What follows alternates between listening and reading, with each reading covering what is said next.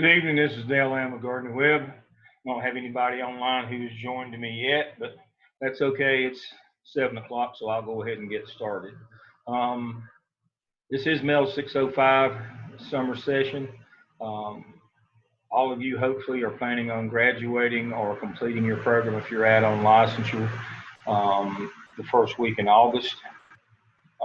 So let me go over the deadlines again. The July 3rd deadline is come and gone for getting all of your evidence artifacts into task stream the first time. The next deadline that's coming up in 5 days on Monday is that anything that was sent back for revision must be resubmitted by the 17th, and everything has to be in and done by the 23rd. Now, when we say everything has to be in and done by the 23rd, what we mean is everything. That means everything in your DRF portfolio, including site supervisor dispositions, certification of competency, which is done by your clinical coach and your site supervisor, your dispositions. You have completed your competency folio and moved it over for evaluation. Now, you can't just publish it. That's come up this week. Some folks think that they can go and put all of their evidences in their competency folio and then hit publish, and they think that's submission for evaluation. It is not. If you have not submitted your competency folio for evaluation in your regular DRF portfolio where you submit your evidence artifacts for evaluation, then you've got to move that over. There's a process. I can send you the YouTube video. It's very short. It's done by Dr. Hamilton. So if you have not submitted your competency folio for evaluation, and on your scores and results page, you must have a MET, as in, it's a pass-fail. Met or not met, but it must be evaluated by your clinical coach. So make sure that you get your competency folio done. If your site supervisor has not done certification and competency and your 3 site supervisor dispositions, you need to let me know so that I can assist with that. I was on the phone last night with one. I'll do phone, I'll send directions, I'll username and passwords, whatever it takes, but you've got to let me know that your site supervisor has not done their dispositions. I see Yolanda has joined us now.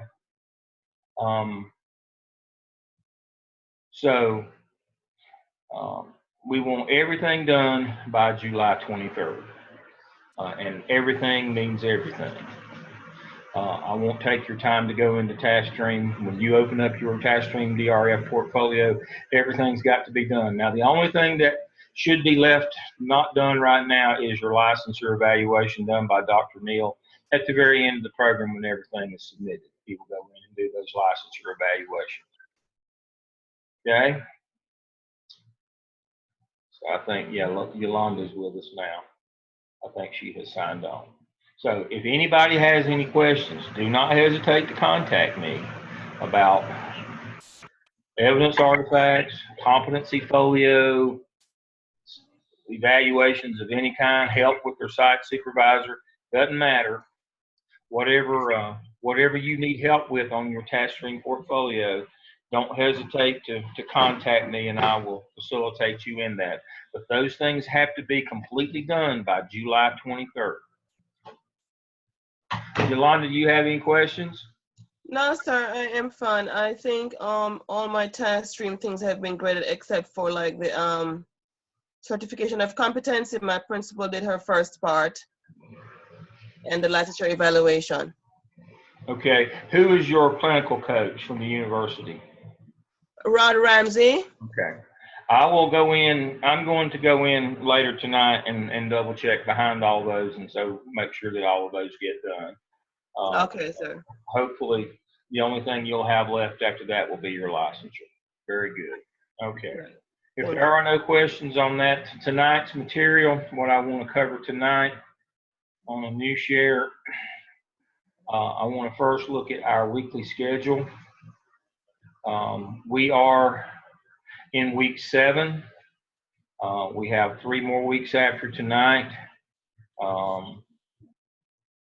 So we're on a 4-week run starting tonight. You can see your discussion board that you get to pick from. Please remember that in the 10th week, that Strength Finder, that's the only discussion board that we have, so make sure that you read that book. That will be that's the only one that is a required one. That's why it's in yellow. And then there's an optional survey, a reflection, which is located under the syllabus on the main Blackboard menu. If you get time, fill that out for me. I've already got a couple of those. It's very good feedback, and I appreciate it. So for week 7, July 9th through 15th, our objective for the evening is effective communication. Now, communication is more than just being able to use a phone or send an email. Effective communication is the content of what you do, not the process. You know, it's immaterial whether you use text, Instagram, Facebook. The vehicle, the process itself is immaterial. Effective communication, the heart of it lies in the content of what you communicate, and that you understand urgency and importance. To that end, I have an activity for us tonight. It's called the Principal's In Basket activity.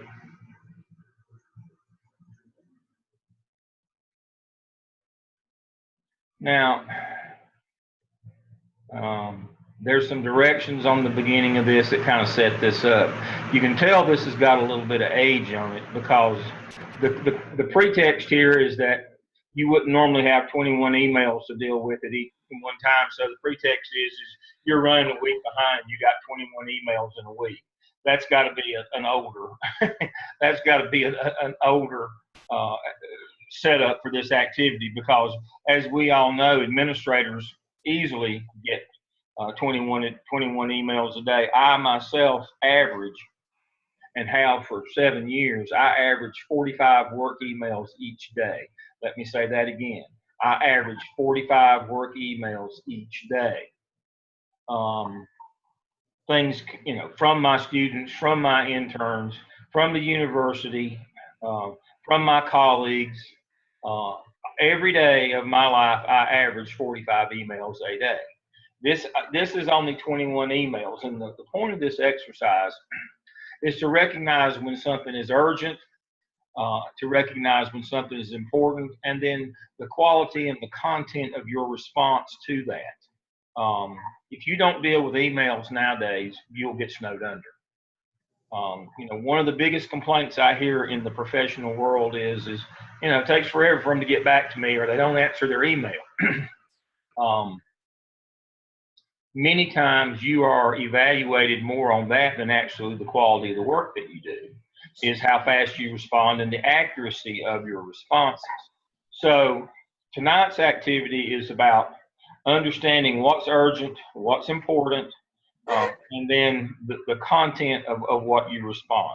Now, you can actually take this quiz yourself. I'm going to go over some of these, and we'll work through the content of each one of these. But the first thing, as I said, you've got to figure out if things are urgent, important, not urgent, not important, urgent but not important, or not urgent, not important. Now, sometimes an activity like this is used as a screening device for job applicants. A lot of assistant principals have to earn their way into an applicant pool. And one of the ways that they separate out job applicants, they don't have the money nor the time to spend on everybody that applies for a job. Dr. Hamilton and I were talking today, and he said he read a piece of research recently that for every assistant principal opening in North Carolina, the average number of applicants is 60. Well, districts don't have the time nor the money to vet and go through 60 applicants. They have to have a way to weed out the people that are weak to begin with. Many times they will use an activity like this. And so they give you these 21 emails, and you have to put them in each of these 4 quadrants. Now, the real underlying answer, or the trick to this one, is if you put anything in quadrant 3, let me say that again. If you put anything in quadrant 3, then you're automatically kicked out. You're disqualified. You will go no further. You will not get a personal interview. You will not be asked to submit resumes and do those things. You'll just be out. You say, well, that's kind of harsh. Well, that means you're not a rational thinker. That means that that's the first of many problems that we'll have with you as an employee. We might as well, the easiest way to get out of the swamp is not to get in it. And so the easiest way to get rid of a bad employee, as Colin says, is don't hire a bad one. No employee is better than a bad one. And so people who can't rationalize, there's no such thing in the world as anything that is urgent but not important. Importance, urgency, the qualification for something to be urgent is it must be important. Now, all important things are not urgent, but nothing can be urgent and not important. So if you put something in quadrant 3, you're out. But this is about rational thinking. So the first thing that you will do is you classify all of these in one of these 4 quadrants, understanding that nothing should be in quadrant 3. And then they would have you tell what action you would take and the rationale for your action. In terms of your action being, what would you respond? What would be the content of your communication back to this person and the reason why? So let's look at some of these and do a little of that right now. Some content and some rationale. All right, here's your first one. I'm writing a request of meeting to establish a parent council for the school. I was a member of the PTA that folded a couple of years ago because of lack of leadership from the principal. What we need now is a new parent group with more responsibility and more enlightened leadership from the principal than we have received in the past. As someone with an advanced degree, I'm sure you support parent involvement in education. I look forward to working with you. Sincerely, Peggy Supermom. All right. This one's important. We always need to be responsive to our stakeholders. Mm-hmm. So this one is important. I would not say that it's urgent. We are, you are in a time crunch, but this one requires a little more research. I would respond back to this parent that you would take this into advisement, and that in the coming weeks that you would like to form an advisory committee to study the feasibility of this one. So, this one is urgent. I mean, this one is important. It's not urgent to the point that we need to take action right now. There is an urgency to send an email response back. Now we have to separate those two ideas. Urgency kind of has 2 facets. Oh, we got to do this right now, or we have to respond. Obviously, we respond right now always, even if we aren't going to do anything right now. That's part of effective communication is that you don't just let things pile up. You don't let emails pile up. You read that, oh, I'll get back to her later. No, you get back to her now. You should do something with each of these emails so that you don't have to keep handling them over and over again. You need to handle this email right now, but the way that you handle it is not by doing something right now, but you respond back to the person. Normally what I do when somebody emails me and they need something and I can't get, I'll get to that tonight, or I give them a timeline as to, I can't do that right now. I may be on the road and driving and I can't stop and get on my laptop, but I will give them a timeline as to when they can expect me to do that. And that's why I said on something like this, you probably need to do a little further research on what happened last time on the PTA, and you need to gather some information. So you need to give yourself some time to do that, but you don't wait 2 weeks to respond. You respond now that I'll get back to you in 2 weeks. And so it's not urgent that I have to do it right now, but understanding that all of these emails must be dealt with or answered right now. And so that's the only urgency to this one is we will, but this one is important but not urgent. The second one, to Dr. Brown, the newspaper would like to do a feature on you as a new principal, and I need to set up a time for interviewing you and some of the teachers and students. Please respond as soon as you receive this email and let me know a good time to come. Thank you, Tom Roberts, State Educational News. All right, this one is important. Again, it's not urgent. You don't work on the reporter's timeline, but here's where reasoning and hopefully 603 taught you something. You do not respond back to this email at all. You do handle this email immediately. You forward this email to your public information office. All districts have a policy throughout the state of North Carolina that you do not speak to the media without having it approved through your public information office. That way you don't go off script. So you don't even respond to Tom Tom Roberts. You forward this one. Now you can copy, to Tom Roberts that this has been forwarded to the public information office. That's always a courtesy, but you don't respond directly to him with "I can't do this" or "I can do that." No. You simply forward this to your public information office, and you respond to Mr. Roberts that this has been forwarded to the public information office, and they will guide and direct you as to what you will do from there.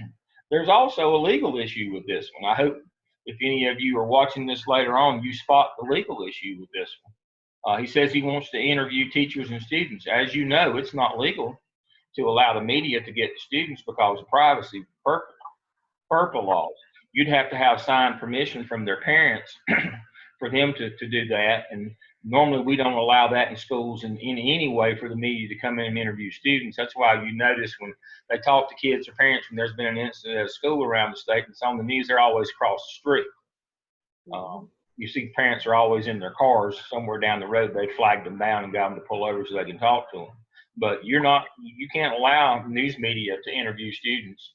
And most districts have a policy that news media can't interview teachers in any way either. All that has to be set up through public information. So he has made a request of you. Number one, you're not allowed to talk with him. That's against district policy. And also because of FERPA privacy laws, you can't allow him to interview students. And most districts have a policy about teachers speaking to the media on school grounds or school property. So this one is kind of like a little ticking time bomb, but you should know those things. As soon as you get a request from the media, you immediately say, respond back to them. I forward this to public information, and that's the end of it for you until you hear further from them. It's not your job to do his job or to meet his deadlines or any of those things. You've got to follow federal privacy laws and the policies of your district. So this one is kind of a time bomb one as well. Supplies for classes, Dr. Brown, I hope things are going to be better this year on the first day of school than what they were last year. I had to begin classes without textbooks. Things didn't arrive the second week of school. I knew you knew how long, but teachers think it's important that classes run smoothly on the first day of school. Hope we get off to a better beginning. This one is important. It's very important. It's fairly urgent because, as I said, the opening of school is only a couple of days away. So this is one that you would respond back, I'll look into this immediately. And that's what you do. You do look into this immediately. You get in touch with your AP or whoever handles your supplies and find out what the status is. So this one is urgent and important. If you in a district that uses textbooks, then they need to have the textbooks. If they need school supplies, need to make sure they have those. Again, this is a customer service focus, and teachers are stakeholders. Student discipline, you can bring much needed leadership to the school.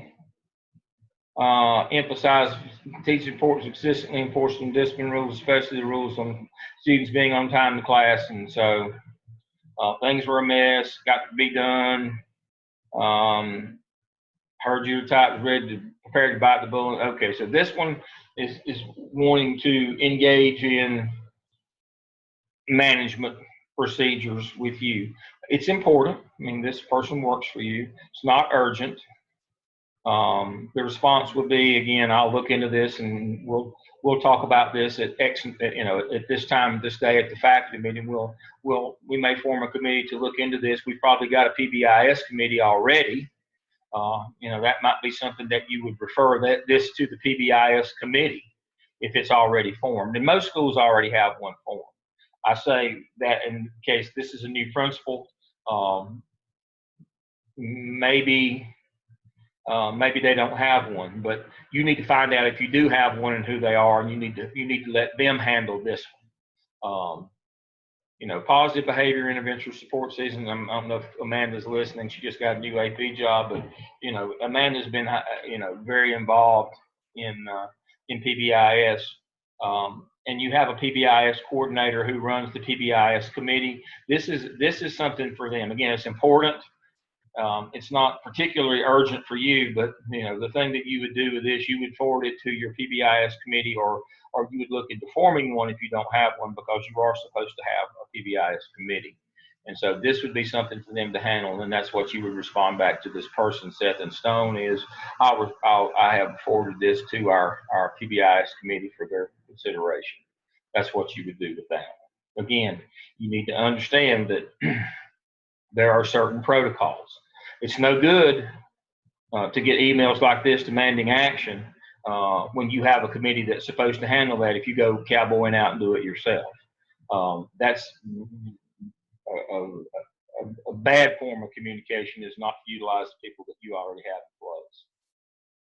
in place.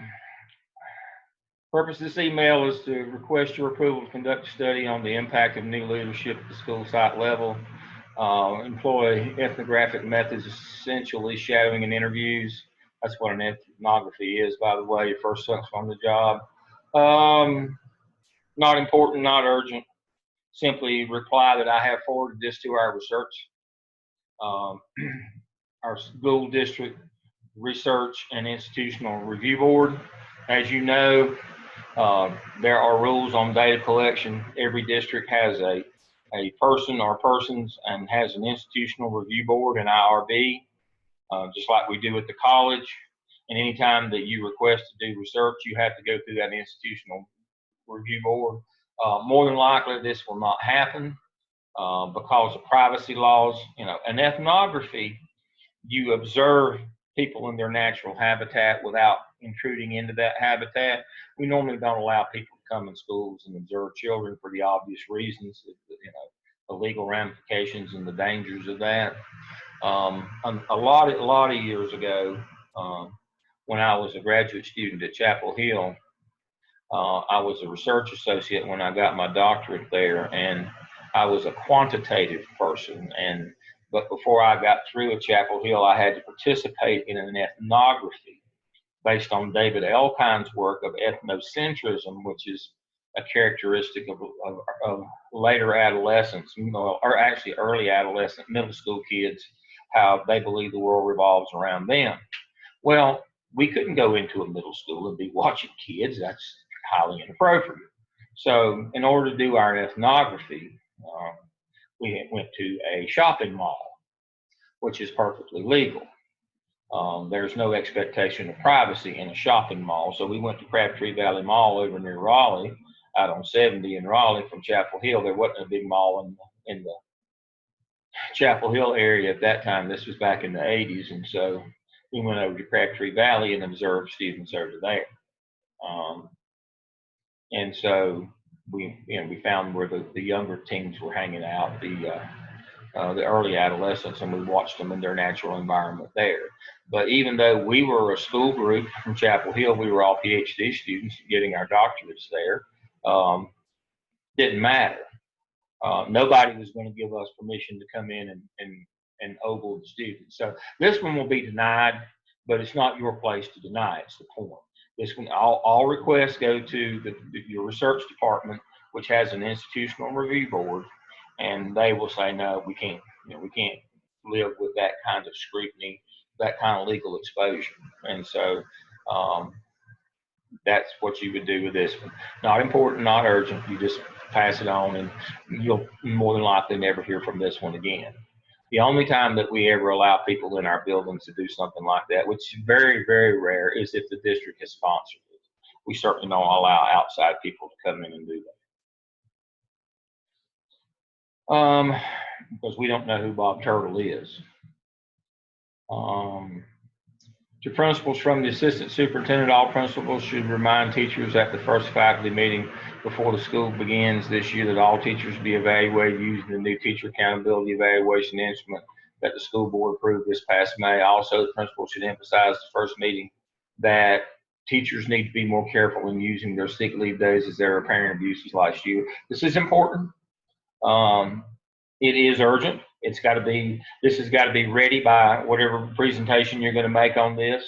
Whatever research that you're going to do is going to be ready by the first faculty meeting, which is probably only a day or two away because he arrived like at the first work day before the school year started. So this one is urgent because this is going to happen, in a day. Now, the response on this one is basically will do, back to the assistant superintendent. But now, the urgency part on this one, obviously, it's important. The urgency part is first thing that I would do is, as the new principal there, I would look and find out, how many teachers took sick days last year and how many of them had any kind of doctor's documentation for that to see if that's a real problem in our building. And you might have to go a step further and not only make a general announcement, you may have to call people in. Unfortunately, I've had to do that. Um, I hate punishing the many for the sins of the few. Now, the directive is I will mention that, that we're monitoring sick days this year. This is a district initiative because there were abuses last year. But more importantly, you need to find out if some of those abuses were on your campus. That's the urgency of this one. Now, the teacher evaluation system, you need to find out how much your faculty, since you're new there, you need to find out how much they know about this and how involved that they've been. And you may have to put something in an hour or two refresher on teacher of the new evaluation system during those early work days. So this one is highly urgent. In the next day or two, you may have to get up in front of the group and say, all right, I know that you were told in the spring before you went home for the summer that there possibly could be a new evaluation system, but you weren't told what it was. Here it is. You may have to introduce it to them. You better find this one out. This one is double urgent. There's two urgencies here. One is you better find out if how much they know about the new evaluation system. And the second urgency is you may be one of the schools that the assistant superintendent is talking about that had teachers that regularly had the Friday, Monday flu, especially in football season. That was a big problem in Charlotte when I was principal there. During the time that I was principal there, we got the Panthers, and I saw a dramatic increase. Now, I was not principal there during the early years of the Hornets. I was still elsewhere in the state as a principal. So by the time that I got there, the Hornets were still there, but their popularity had waned. But a couple of years after I got there, the Panthers came to town. And that first year, especially when they played in Clemson, because they didn't, even the home games were away. We had problems with teachers taking Friday and Monday off. They'd be partying all day on game day on Sunday and couldn't make it back in on Monday, or they would want to leave, get out of town and leave early on Friday to beat the traffic to try to get down to Clemson, or to, traveling to, they had to travel even for the home games. And so the first couple of years that the Panthers were in existence, especially the first year when they played their home games at Clemson, and the second year when the stadium opened up, had a lot of problems with people that couldn't make it to work on Friday or Monday, especially on Monday. That couldn't, that put too much weekend in their week, went to the game and tailgated all day and drank or whatever, and couldn't make it to work on Monday. If you have one of those kind of things, situations, it could be that assistant superintendent, I hate to be paranoid, but it may be that that was intended directly for you, that your school was one of those that was abusing the Friday, Monday, too many sick day kind of thing. You better find out. So that one is double urgent. This may be the most urgent one of all the lists. This one demands your attention now. Your communication back to the assistant superintendent is, I will do this, but you better be on your horse finding out these other two things. I'd like to have a confidential conference with you, discuss an urgent matter regarding another staff member. Been reluctant to say anything until now, but I feel it's something that we want to know. I must have your written commitment that you will keep all this strictly confidential. Won't be implicated in any way. I'm a rumor. All right, this one's important. It's not urgent. The response on this one is I'd like to schedule a time to talk with you in the next week. Again, it's not urgent. It's more than likely just some rumor mongering. Please see my secretary for an appointment next week. like get school underway first. In no way do you commit to keep what they tell you confidential. If a crime is reported or some claim of malfeasance, you are going to have to report this either to law enforcement or to human resources in your district. Now, I would not put that in the email.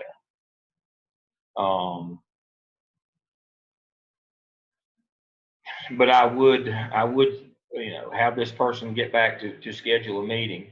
But when I met with that person, the first thing that I would tell them face to face is anything that you tell me that this is not, I am not a priest. I'm not bound by any privacy or secrecy on this. If you tell me something that is a violation of code of ethics, the code, the criminal code in North Carolina, or it's a violation of the law, I'm going to have to report it. So you need to know that before you start. And so you need to be very careful that you don't violate personnel laws by talking about somebody else, talking about their personnel record, or talking with somebody. You need to make that clear with this person. I would not do that via email, though. That's not an effective way to communicate that. That could be construed as you're trying to cover things up and to keep that person from reporting. It may be rumors, but there may be substance of this. You don't want to be seen in any way trying to inhibit somebody from reporting something of an inappropriate or illegal nature. Let me expand on that just a little bit. My assumption, and I could be completely wrong, but my assumption is that most of you are training for a job in public school. You may go to a private school and their reporting procedures are a little bit different. But we've already gone over, I've shown you this semester, and I know that we covered in 603, the disciplinary data reporting manual from the state of North Carolina. I was one of the people that helped put that together years ago, the first copy of that, working with Ken Gaddis. What that manual seeks to do is take all the federal law, state law and Board of Education, state Board of Education, and legislative policies, which are general statutes. It puts it all together and clearly defines it for you. It takes those sources from all these different places and pulls it all together and say, here's what you have to report. This is what you have to do. And it tells you clearly, whether it's staff or student, if these things happen, they must be reported. These acts of crime and violence, and if these things happen. There's also your local board policy on behaviors. If things are reported to you, that you must report to them, and if they're not violations of the law, that you still have to report them to your human resources people. That you are bound by these laws as a public employee. You would not be bound by some of them if you were working in the private industry, but you're not. Now, part and parcel of that is, and I have worked in situations where they kill the messenger. They didn't want to have to deal with these problems, and it was easier to threaten and intimidate and sanction the people who came and told, rather than deal with the public relations nightmare when it came to light what was happening on their campuses. So this one is important. It's not urgent that I see this person today, but I would have them make an appointment. But I would not give them all the cautions and by email, because that could be construed as you're suppressing that person. You're basically threatening them or trying to get them not to come and talk with you. You don't want to appear that way. But if they follow through and do come and talk with you, that's when you tell them, I'm not a priest. If you tell me somebody's broke the law, I'm calling the police. I'm going to have to report that. If you report a crime, malfeasance, inappropriate behavior, I'm going to have to follow that up. There's no such thing as confidential. There's, obviously there's no anonymity, but there's no confidentiality either. You'll remain confidential until, but till the report is made. But if it comes to it, you'll have to testify. I mean, you'll have to go and give a sworn statement. If you're not prepared to do that, then you need to know that up front. So again, the effective part of this communication is you don't want to be seen as trying to suppress uh, somebody reporting something criminal or illegal or unethical that has happened. On the other hand, you don't want to encourage gossip either. Important, not urgent. Respond back, see me in a week, set up an appointment, and then tell them, whatever you tell me, it doesn't stay with me. I'm not going to hold the time bomb. I'm going to pass it right on up the line to the appropriate people, whatever you tell me. All right. Lesson plan for substitutes. You got a substitute teacher who's basically complaining that when she comes in, that teachers don't have lesson plans. Important, not urgent in terms of that. You respond back to this person, thank you for your support and the job that you do, and I'll certainly look into this. This is something that you would basically delegate out to your department chairs or your PLC chairs, because usually your lesson plans come through your departmental meetings or your PLC meetings. Some schools delegate that to assistant principals. The smart managers, and we talked about the difference between leadership and management. The smart manager moves that one. I told you before, I don't believe PLCs are a leadership function; they're a management function. The smart executive, skilled executive, understands that they're a management function, and that's how they manage things like lesson plans is through PLCs. And they have the PLCs monitor themselves. You don't have time. The old days of teachers turning in their lesson plans every week. that's a awfully poor way and time-consuming way to manage a school. That's horse and buggy stuff in the era of jet airplanes. You have the PLCs monitor all that stuff. And so, it's important you get back to them, but I'll certainly look into this.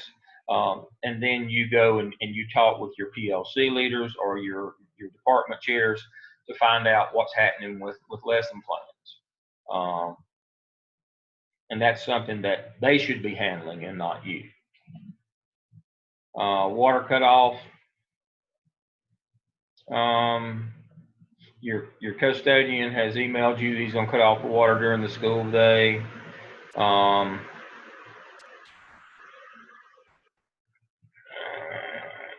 They're trying to get things fixed themselves, but we may have to call upstate to see if we can get it done. They won't be here until after the week after Labor Day, and even that's uncertain. Trying to get them to come at 9. I'll get back to you if anything changes. This was important. It is urgent. You need to get in touch with your head custodian today. Now, respond back that under no circumstances are you to cut the water off while students are in the building. Do you understand the legal ramifications? You don't have to say this in your email, but the legal ramifications of cutting the water off and kids not having water while they're in the building. The news media would crucify you. This would be your first and probably last week as principal of the school. You cannot cut the water off while kids are in the building voluntarily. If a water line breaks or whatever, then we have to evacuate. We have to get kids on the bus and get them home. But certainly you wouldn't be stupid enough to allow somebody to turn the water off voluntarily in your building while kids are in there. The health department would kill you. The media would kill you. The parents would shoot you. It would be a nightmare. So this one is urgent. It is important. The urgency is you get a message back to your head custodian today that you're to keep me informed of what's happening with the boiler, but under no circumstances are you to ever turn the water off voluntarily while students are in the building. That's just a complete no-no. We'd get killed.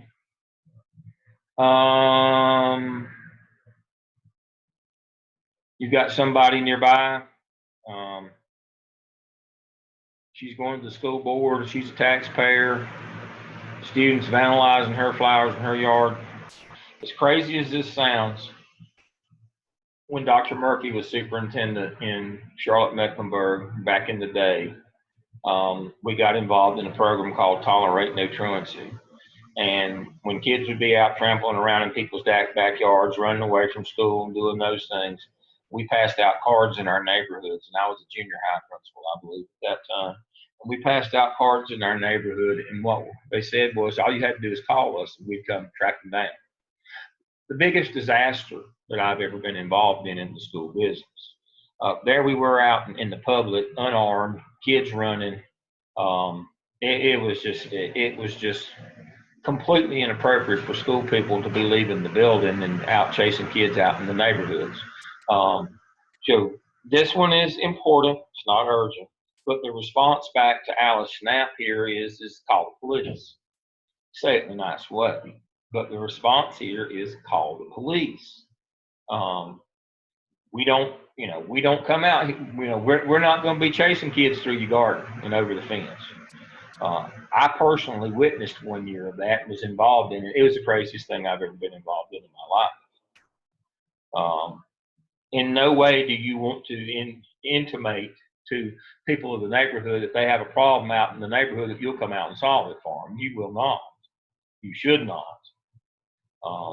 What you need in a very polite way to say to Ms. Snapp is that if you see people that in your garden that aren't supposed to be there, call the police, call 911. And let the police chase them or arrest them and do that. We're not in law enforcement. We're in education, and you have to be clear. I mean, she can go to the school board if she wants to, but now nobody on the school board is going to have you out chasing kids through the garden. This is one of those where you don't. This one's kind of like putting kids in your private vehicle and taking them home. You're assuming way more risk than this job allows for or pays you for. And so your response to her, it's important, but there's no urgency to it. But the response to her is call the police. Again, another one from the assistant superintendent. Please clear your calendars for Monday afternoon, second week of school for a meeting. Central office conference room, discuss our efforts to improve student achievement scores for each of your schools, bring your school's goals and plans. Urgent and important. Get back to them. Yes, sir, I'll be right there. Yes, ma'am, I'll be right there. But the urgency on this one is that you need to be finding your school's goals and plans, and you need to find all of your outcomes, your scores from the previous year, so that you know what they know when you walk in the building. You've got basically a week. You've got 1 week to find your school improvement plan, your goals, your school improvement plan, and to look at your outcomes from the previous year so that you know as much as they do when you walk in the meeting. As much emphasis as there is on data nowadays, this is life and death for you. You walk in that first meeting and you're just, dumb and happy to be there. You won't be walking into many of those. Again, there may not be anybody in the room but you don't know. Let me say that again. Just as the last email from the assistant superintendent said there were schools that abused sick leave, might have been talking directly to you.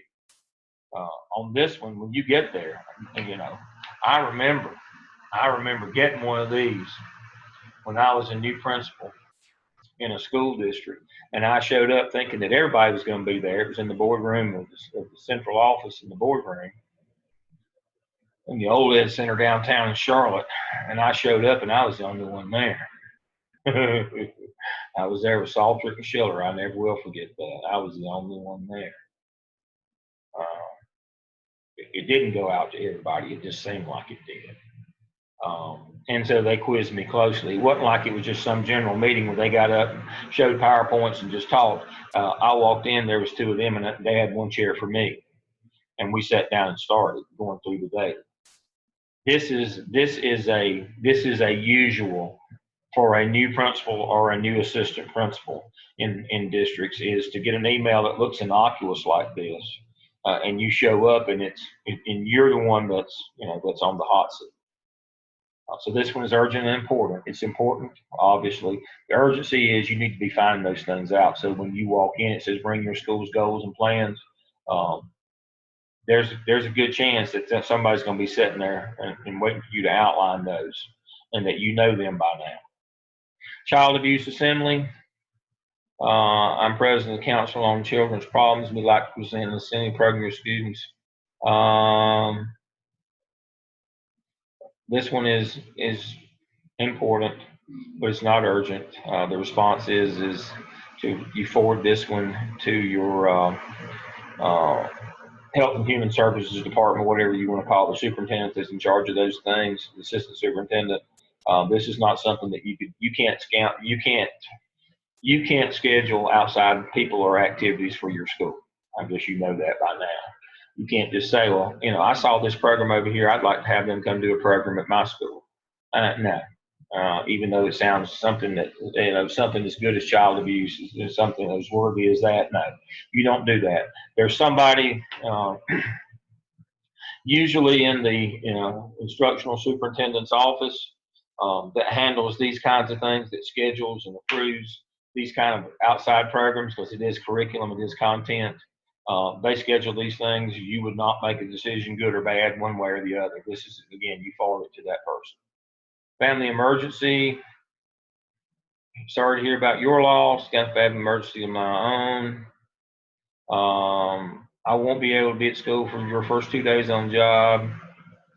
Played it by ears with teachers in service days, but I was wondering if you had specific plans so I can get started to help you. This one is urgent. This one is important too.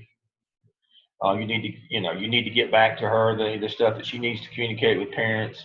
But you also need to understand that you need to establish that this person is going to have to take 2 personal days. Everybody in the state of North Carolina gets 2 personal days a year that they can use without warning, without permission, whatever.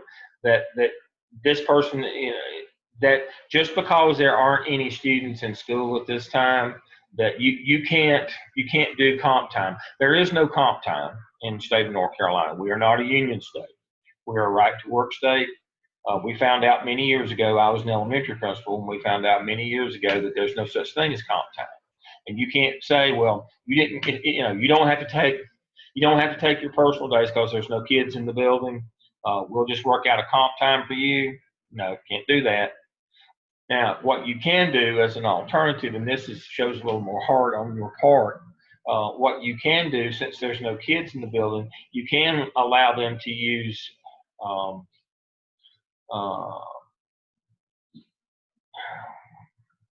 annual leave days. I'm looking for the appropriate term. We used to call them vacation days, but they're now known as annual leave. Now, you understand state law, teachers cannot take an annual leave day if kids are in the building.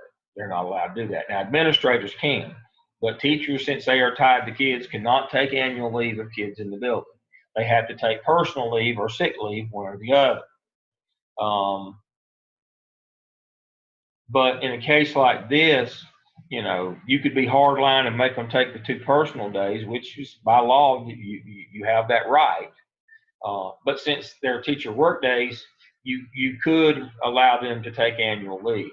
But the thing you cannot do, again, let me say that, I can't stress, you cannot say, that's all right, we'll make it up later. You can come in and do something else, extracurricular, or you can come. No, you can't. That's comp time. We don't do that. That means that you've been paid for work that you've yet to do. We don't do that in this state. So you have to be formal with this relationship from the very beginning. So this one's important. It's also urgent that you understand and that the message gets out that I'm going to follow the law. Nobody can give you permission to break the law as an administrator. If you break the law, that's on you. In this case, if you want to go hardline, you can make this teacher take their 2 personal days. If you want to be more humanistic with this person, but that decision would be based on how many days they missed last year, and you have that information. If this is somebody who missed regularly, I'd make them take their personal days. If this is somebody that's truly an emergency, that's there with you all the time, every day, I'd let them take the annual leave days. If they were the best employee I had, I still would not allow them to do comp time. That is not part of the equation. And you'd be surprised how many principals fall into that trap and then later on get in trouble for it. That's not something that you want to get involved in. Leaving early on Mondays. I'll need to leave a little early each Monday to get to my university class. Now, this one speaks to the folks in our classes here. And the answer would be no. This one is urgent and important. You need to express to that person that we don't do, you're just gonna have to go to class 10 minutes late. If that person has planning, we could work that out, or doesn't have students that time. But if that student if that teacher has students, well, she's a student too, she's going to her university class. If that person is being paid to supervise students up until dismissal, they have a last period of the day class, you can't do that. You're not allowed to do that. Again, we're not a union state. There is no comp time. You can't, as a policy, allow this person to leave early while they're supervising students. You can't do that. That's not within your purview to grant that. If this person doesn't have is not responsible for kids, has last period planning, then you could work that out. Now, what they would have to do in order to do this is come in 10 minutes early. That way, it's not comp time down the road. You just adjusted their work hours. You can do that. That's not comp time. Let me say that again. You can adjust somebody's work hours a little bit within reason. Come in 10 minutes earlier and stay in and leave 10 minutes earlier, as long as they're not supervising students. But if they've got a last period class, you cannot do that. You don't have the right to let somebody leave while they're supposed to be supervising students, and they have to be supervised by somebody else. No, you can't do that. Eliminate hall passes. This is from the students. This one is important but not urgent. Again, students are stakeholders. You want them to be heard. This is not about trust, it's about management. This is one of those things that I would refer to my PBIS committee, because this is part of that genre. This would come under their purview. I'm sure that the hall passes were probably the baby and designed and are enforced by your PBIS group. This is not you. You have to be careful if you've got a group set up in your school. A management function like PLCs or the PBIS group. If you've got a group set up to handle these day-to-day management issues, let them do that. Don't usurp their authority and be so that you can be their champion, riding on a white horse and get the credit for being the good guy to save the day. Don't do that to your people. That's a really poor management and especially poor leadership technique that you always have to be the hero.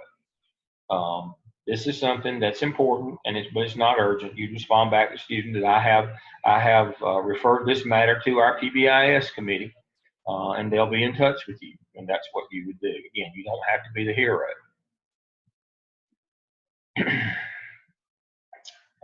Can you do something this coming year about the litter in the hallways, the cafeteria during lunch? And it's from the custodian. This one is neither urgent nor important. One of the things that you need to,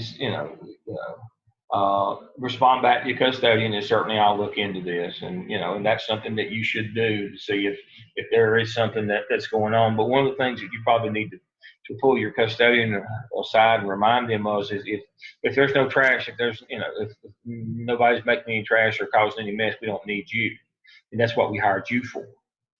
We're not going to get kids out of class to go clean it up. Now, if there's some way that we could stop this from happening, if there's something that we're not doing, we're not supervising, or kids are being left unsupervised to make a mess, that's a different issue. If kids are being left,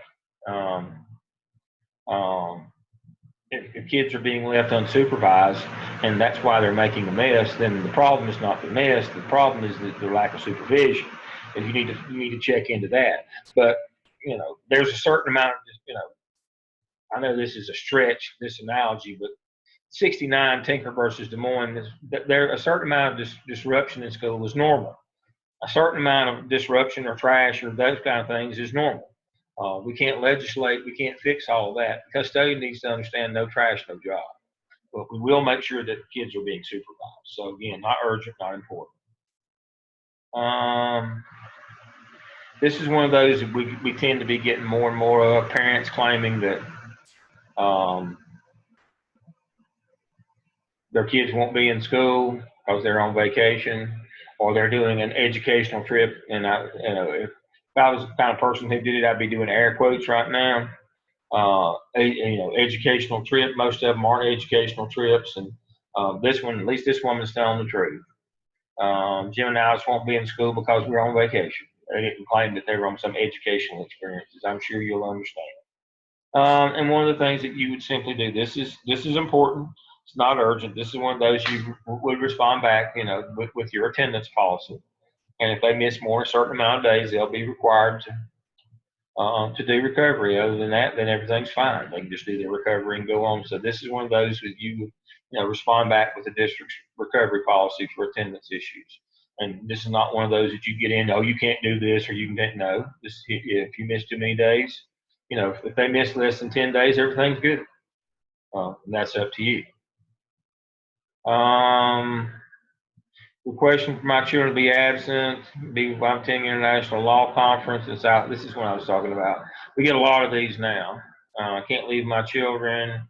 Provide a nice change of pace for them. Again, that's one of these things where if it's a valid educational experience, there's paperwork in your central office that they can file for it to be a valid educational experience, to be an excused absence that would not have to be recovered. If again, it's important. The not urgent, you'd simply direct them to that paperwork. If you believe it's an educational experience, fill out the paperwork. They'll still be counted absence, but it will be an excused absence, and that will keep them from having to do recovery if they miss too many days. So there you go on that one. All expensive vacation, not urgent, not important. That's just FAM. Family member hospitalized. I'm writing about family outcome. My wife's mother. See, this one is a little tricky. My wife's mother has been moved to the hospital in critical condition, and we must go to Phoenix. Doesn't look good for her. Could be in Arizona quite a few days. Keep you posted what happened. Well, technically, you could be hard on this person and say you get 2 personal days, and after that, if you're not here in 3 days, that's job abandonment.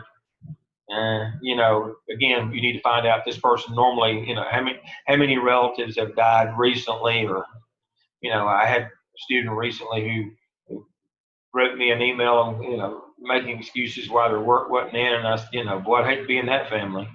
Killed all three relatives in one email. You need to save some for next semester. If you have people like that who always have excuses, then what you would do with them is you might go hardline. Otherwise, again, they can't be taking annual leave days. They're going to have to. They're going to have to. They're going to have to pay the substitute on these. They're not going to be able to use any of their days.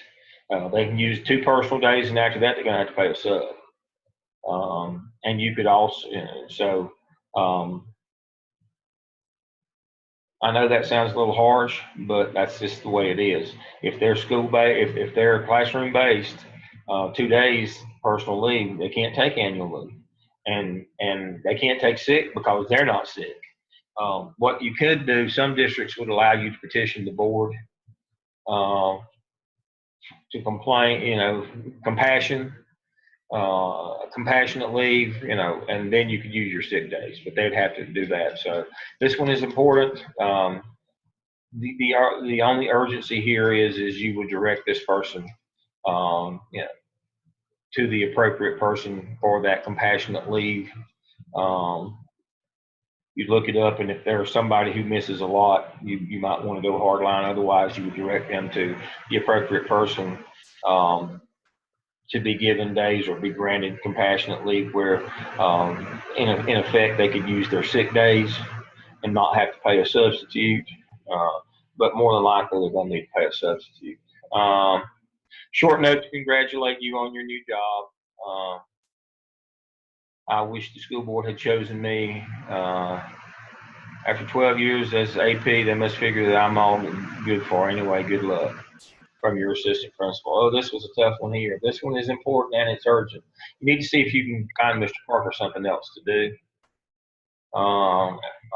And, really and truly, I mean, this person needs a transfer. Most of the time, school districts will do that. If the top candidates, the internal candidates, AP, they don't get it, usually they transfer that person out.